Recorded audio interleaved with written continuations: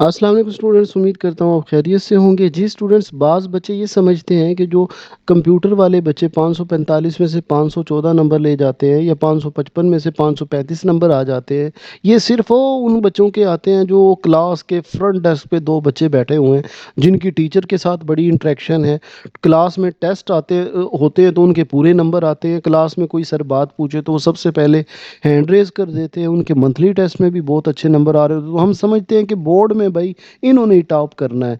अच्छा, जब बोर्ड का रिजल्ट आता है तो हमें पता चलता है वो पीछे एक बच्चा बैठा हुआ था, ना उसके कोई टेस्ट अच्छे होते थे, ना वो कोई जवाब दे सकता था। वो हम समझते थे ये तो पास बड़ी मुश्किल से हो जाएगा, लेकिन जब रिजल्ट आता है तो हमें पता चलता है उसने तो 555 में से 535 नंबर ले लिए हैं, या कंप्यूटर वाला है तो उसके 545 में से 530 नंबर आ गए हैं। तो लोग हैरान होते हैं कि भाई ये क्या हुआ है, ये तो अचानक एक मौजज़ा हो गया है। बेटा, ये लोगों के लिए मौजज़ा होगा, यकीन करें मेरी नज़र में ये बिल्कुल भी मौजज़ा नहीं है।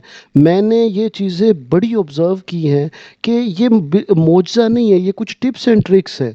और ये अगर आप इनको फॉलो कर लेंगे, बहुत से बेटा मैंने ट्यूशन में, एकेडमी में, स्कूल में ये चीज़, अब ये चीज़ें पता चल गई हैं कि कुछ पॉइंट्स हैं जिनकी वजह से एक अच्छा पढ़ने वाला बच्चा जो वो फॉलो नहीं करता, वो बड़ा टेस्ट में बहुत अच्छा होता है, वो क्लास में बहुत अच्छा होता है, हर टेस्ट में उसके मार्क्स अच्छे होते हैं और उसे कॉन्फिडेंट वो होता है कि मेरे तो भाई मार्क्स कट ही नहीं सकते। लेकिन जब बोर्ड के पेपर बोर्ड का रिजल्ट आता है तो वो देखता है उसके तो 500 नंबर भी नहीं आए। और एक ऐसा बच्चा जो सारा साल ऐसे ही गुजार दिया उसने, और उसने ना कुछ पढ़ा ना वो टेस्ट उसके अच्छे, उसके 530 नंबर आ गए, 525 नंबर आ गए। तो कुछ टिप्स और ट्रिक्स हैं, ये बेटा मैं अपने सालों साल के तजर्बे की बिना पर बच्चों को ऑब्जर्व करके आपको कुछ पॉइंट्स बता रहा हूँ।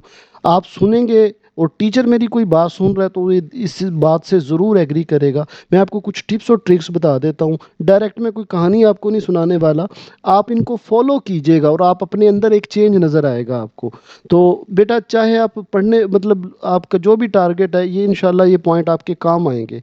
सबसे पहली बात होती है बेटा, जो बाज बच्चे ना ओवर कॉन्फिडेंट होते हैं, भाई मैंने तो एक एक चीज़ तैयार करनी है, और वो उनसे हो भी जाती है। और यही वजह होती है कि क्लास में वो हैंड रेज करके जवाब दे रहे होते हैं, उनका टेस्ट अच्छा हो रहा होता है, क्योंकि क्लास में जो पढ़ाई हो रही होती है वो चैप्टर वाइज भी नहीं, टॉपिक वाइज हो रही होती है, और टॉपिक वाइज वो तैयार होती है। लेकिन जैसे अब केमिस्ट्री के 11 चैप्टर इकट्ठे होके जब एक टेस्ट आएगा, तो उसमें क्या होगा कि वो चीज़ें मिक्स होंगी। तो सबसे पहली बात, अब वो जो एक बहुत पढ़ने वाला बच्चा नहीं होता, वो क्यों इतने नंबर ले जाता है एंड पे पढ़ के? क्योंकि वो एंड पे देखता है कि ये पेयरिंग स्कीम है, ये केमिस्ट्री के ये 4 चैप्टर है जिसमें से मैंने लॉन्ग क्वेश्चन करने हैं। अब वो पहले उन 4 चैप्टर को तैयार करता है बजाय पूरी बुक के भागने के। तो बेटा, इस बात में से मैं आपको जो टिप देने लगा हूँ, जो ट्रिक देने लगा हूँ, वो ये है कि सबसे पहले आप अपनी पेयरिंग स्कीम देखें कि पेयरिंग स्कीम के मुताबिक किन चैप्टर से लॉन्ग आ रहे हैं, किन से शॉर्ट आ रहे हैं। और जिन चैप्टर से आपके लॉन्ग क्वेश्चन आ रहे हैं, उसमें आप सबसे पहले वो 4 चैप्टर तैयार करें। ये मैं एग्जांपल के तौर पे केमिस्ट्री की पेयरिंग स्कीम ओपन है, तो मिसाल के तौर पे पहले, दूसरे, तीसरे, सातवें से लॉन्ग आना है। अच्छा, ये चॉइस है। तो आप, अब बाज बच्चे यहाँ क्या करते हैं, 6 के 6 चैप्टर करते हैं, यानी पेयरिंग स्कीम भी उन्होंने देख ली, वो 6 के लॉन्ग के पीछे भागेंगे। बेटा, इन 6 के 6 के पीछे ना भागे, आपने एक्स्ट्रा करने करे, लेकिन सबसे पहले अपने 4 पक्के करें, क्योंकि बोर्ड में ये हो ही नहीं सकता कि आप 6 के 6 लिख दें, इतना टाइम ही नहीं होता। तो जो 4 चैप्टर आपने अटेम्प्ट करने हैं लॉन्ग के हिसाब से, सबसे पहले फोकस करो उन 4 चैप्टर को। मतलब सबसे पहले आपने क्या काम करना है, पेयरिंग स्कीम कंफर्म करनी है कि इस चैप्टर से लॉन्ग आएगा। और जो चैप्टर आप अपनी चॉइस के अंदर रख रहे हैं, तो सबसे पहले वो 4 चैप्टर है या कंप्यूटर के 2 चैप्टर हैं, ये जो भी है, तो सबसे पहले उनको अच्छे से करो। क्योंकि जिन चैप्टर से लॉन्ग आ रहे हैं, जाहिर है उनसे शॉर्ट भी आएंगे, एमसीक्यूज भी आएंगे।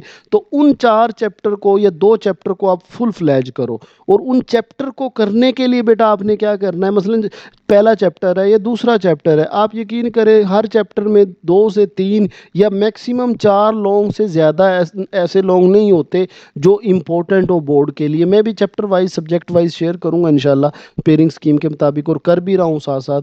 तो पहले अब चैप्टर जैसे आपने डिसाइड कर लिया कि जी मेरे ये 4 चैप्टर करने हैं, तो आप इसको अंधाधुंध चैप्टर को करना नहीं शुरू कर देना कि पहला चैप्टर का पहला पेज ओपन किया और आखिर पे नहीं।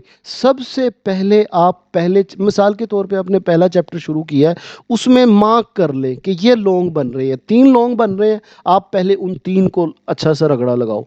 वो जब 3 लॉन्ग क्वेश्चन आपके हो जाएंगे, पीछे आपका आधा चैप्टर भी नहीं बनेगा बचेगा। या बायो वालों के ज़रा ज़्यादा चैप्टर होते हैं, तो बेटा सबसे पहले आप क्या करो, सॉरी टॉपिक ज़्यादा होता है, कंटेंट ज़्यादा होता है, तो उसमें लेट से 5 भी लॉन्ग बन रहे हैं, तो टारगेट बना लो कि इस चैप्टर इस 5 लॉन्ग क्वेश्चन को मार्क कर लो और एक एक करके करो। जब वो आप लॉन्ग क्वेश्चन ख़त्म करोगे ना, तो आपके चैप्टर से कुछ भी नहीं बचेगा, बाकी को चैप्टर जो भी चीज़ उसमें एमसीक्यू शॉर्ट बचे वो कर लो।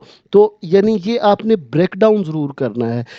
आपने पेयरिंग स्कीम लेनी है, उन चैप्टर को आइडेंटिफाई करना है जो आप चूज़ कर रहे हो, और फिर चैप्टर वाइज मार्क करो कि ये लॉन्ग बनते हैं। अब एक एक लॉन्ग करो, तो फिर आपका वो चैप्टर देखिएगा कितनी जल्दी हो जाएगा।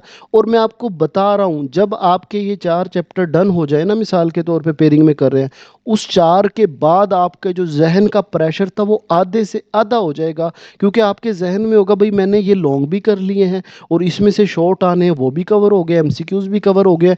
अब क्या करना है, जो जितने भी बाकी चैप्टर बचे हैं, अब देखें बाज एक ऐसा चैप्टर में देख रहा था उससे सिर्फ एक एमसीक्यूज आना है। अब देखें जो मैं बात कर रहा था कि लाइक बच्चे क्या करते हैं, वो तो भाई वो तो नहीं छोड़ेंगे, वो तो सारे का सारा चैप्टर करेंगे। लेकिन देखें डज इट मेक सेंस कि आप एक ऐसा चैप्टर जिसमें से सिर्फ एक एमसीक्यूज आना है, उस एक नंबर के लिए आप पूरे का पूरा चैप्टर पे मेहनत लगा रहे हैं। तो भाई क्या करना है आपने, जिससे पहले आपने सबसे पहले सब चैप्टर के शॉर्ट करने हैं, मतलब जब आप लॉन्ग कर ले तो सबसे पहले बाकी जो चैप्टर बचे उनके शॉर्ट करें। और शॉर्ट भी कहाँ से स्टार्ट करें, एक्सरसाइज से। एक्सरसाइज से शॉर्ट करें और देखें किन चैप्टर से ज़्यादा शॉर्ट आ रहे हैं। मिसाल के तौर पे ये केमिस्ट्री की एग्जांपल ले लें, अब चौथे चैप्टर से 3 शॉर्ट आ रहे हैं, पांचवें से 3 शॉर्ट आ रहे हैं, नौवें से 3 शॉर्ट आ रहे हैं, तो इनको सबसे पहले करें, पहले एक्सरसाइज के शॉर्ट करें, फिर अंदर से जो जो इंपॉर्टेंट है उनको शॉर्ट करें। जब वो शॉर्ट हो जाए, अब आप एमसीक्यूज की तरफ जाएं। एमसीक्यूज में भी इसी तरह करना है कि पहले एक्सरसाइज के एमसीक्यूज करें, फिर अंदर से ढूंढें, या कोई नोट्स जो आप फॉलो कर रहे हैं उनको फॉलो करके एमसीक्यूज कर लें। पूरे पूरे चैप्टर करने की ज़रूरत ही नहीं पड़ेगी, यानी वो चैप्टर जिसमें से एक एमसीक्यूज आता है। तो ये बात हो गई साइंस सब्जेक्ट्स की। अब अच्छा एक चीज़ मैं आपको बड़ी कीमती बात बताने लगा हूँ बेटा। अब हम क्या करते हैं कि ऐसा सब्जेक्ट जो केमिस्ट्री है, फिज़िक्स है, मैथ है, हमारी सारी की सारी एनर्जी वहीं चली जाती है। लेकिन जो आपको मैं बताऊं, देखें 2 बच्चों के मतलब अच्छे बच्चे हैं जिनके अच्छे मार्क्स आए हैं, अब इनके आप नंबर चेक करें कि जो अब 100 नंबर का इस्लामियात का पेपर है, अब इस पे हम मेहनत कम करते हैं क्योंकि हम कहते हैं यार ये तो इस्लामियात हो जाएगा। हालांकि ये ऐसे सब्जेक्ट है जो आपको नंबर देंगे बगैर एफर्ट के। तो क्यों ना हम पहले ऐसे सब्जेक्ट करें जो आसान है, जिनको करना आसान है। मिसाल के तौर पे इस्लामियात की जो अभी पेयरिंग स्कीम आई है रिवाइज्ड, उसके मुताबिक भी सिर्फ एक्सरसाइज से क्वेश्चन करने हैं।